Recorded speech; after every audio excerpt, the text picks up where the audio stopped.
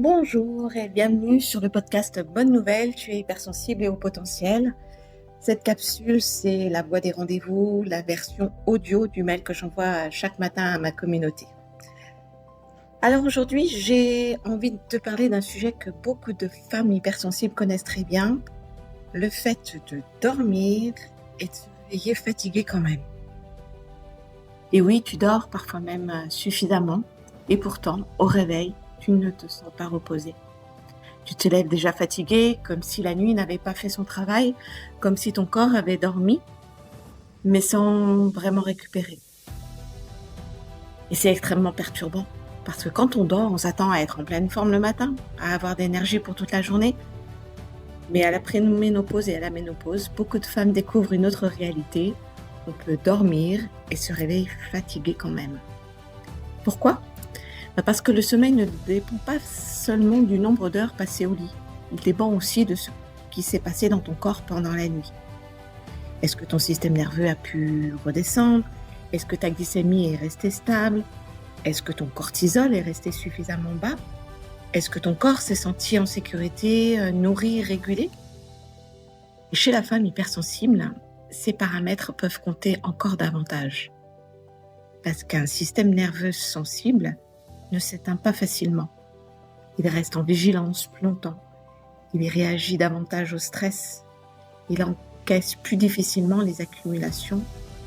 Il peut se réveiller plus vite au moindre déséquilibre.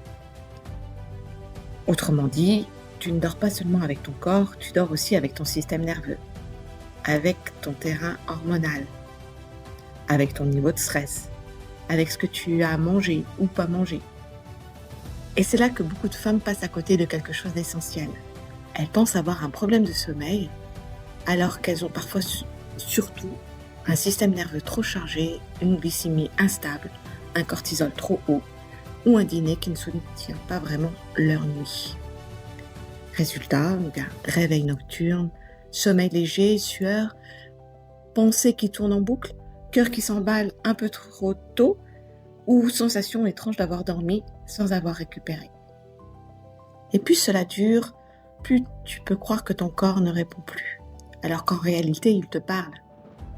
Il te dit très certainement « Je manque de stabilité, je manque de soutien, je manque d'une alimentation plus adaptée à ce que je traverse. » Parce qu'à cette période de la vie, manger comme avant ne suffit pas toujours.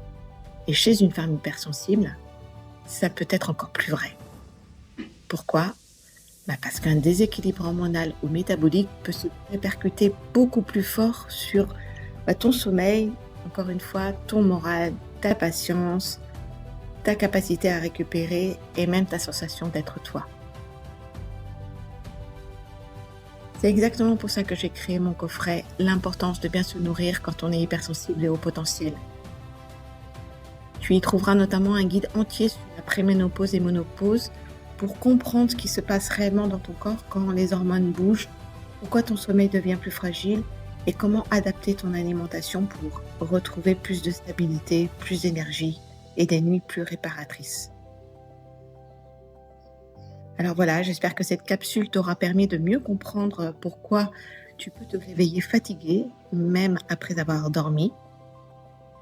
Et si tu veux découvrir mon coffret « L'importance de se nourrir autrement quand on est hypersensible et au potentiel », eh bien, tu trouveras le lien dans la description de cette chaîne de podcast.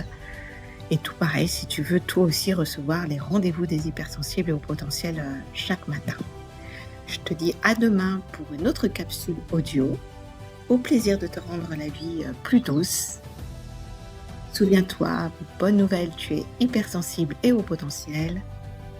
À tout bientôt, Séverine.